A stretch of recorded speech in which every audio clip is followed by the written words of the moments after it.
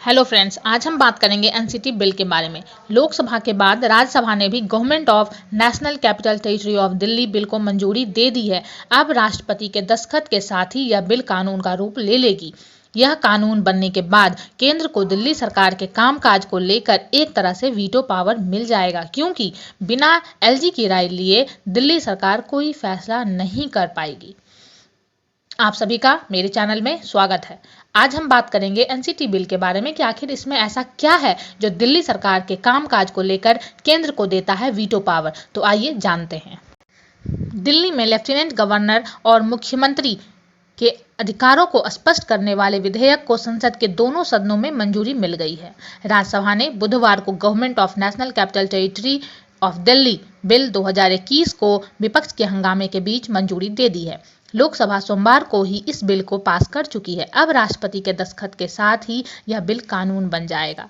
दिल्ली की आम आदमी पार्टी सरकार ने इसे लोकतंत्र का काला दिन करार दिया है। आखिर क्या है इस बिल में जो आम आदमी पार्टी समेत विपक्षी दलों ने इसे संविधान और लोकतंत्र के खिलाफ बताया? आइए जानते हैं। दिल्ली में एलजी बना मुख्यमंत्री की जंग बहुत पुरानी है। अरविंद केजरीवाल के मुख्यमंत्री बनने के बाद अक्सर यह मुद्दा सुर्खियों में रहा है। यहाँ तक कि मामला सुप्रीम कोर्ट में पहुंचा। 2018 और 2019 सुप्रीम कोर्ट ने अपने फैसलों के जरिए एलजी और दिल्ली सरकार की भूमिकाओं और अधिकार क्षेत्र को स्पष्ट किया। अब केंद्र सरकार की दलील है कि सुप्रीम कोर्ट के आदेश में जो भावना है उसे लागू करने के लिए ही वह government of national capital territory of Delhi act में संशोधन लाई है। संसद के दोनों सदनों से पास हो चुके इस बिल के तहत एलजी का अधिकार क्षेत्र काफी विस्तृत हो गया है।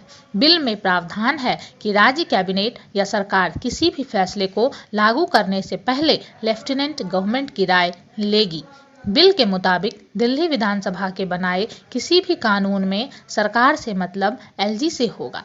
एलजी को सभी निर्णयों, प्रस्तावों और एजेंडा की जानकारी देनी होगी। यदि एलजी और मंत्रिपरिषद के बीच किसी मामले पर मतभेद है तो एलजी उस मामले को राष्ट्रपति के पास भेज सकते हैं। इतना ही नहीं, एलजी विधानसभा से पारित किसी ऐसे बिल को मंजूरी नहीं देंगे जो विधायिका के शक्ति क्षेत्र से बाहर है। वह इसे राष्ट्रपति के विचार करने के लिए रिजर्व रख सकते हैं।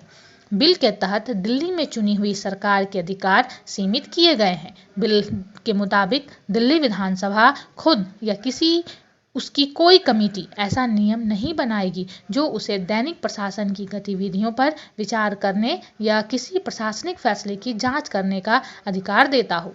यह उन अधिकारियों की ढाल बनेगा जिन्हें अक्सर विधानसभा या उसकी समितियों की तरफ से तलब किए जाने का डर होता है।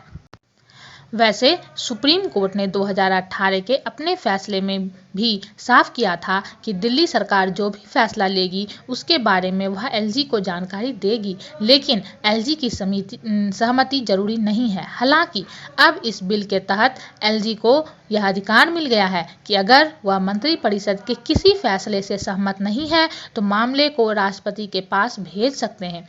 साफ है कि बिल कानून बन जाने के बाद दिल्ली के एलजी के अधिकार काफी बढ़ जाएंगे। हालांकि केंद्र सरकार का कहना है कि इस बिल को सिर्फ एलजी और दिल्ली सरकार की भूमिकाओं और शक्तियों को स्पष्ट करने के लिए लाया गया है ताकि गतिरोध ना हो।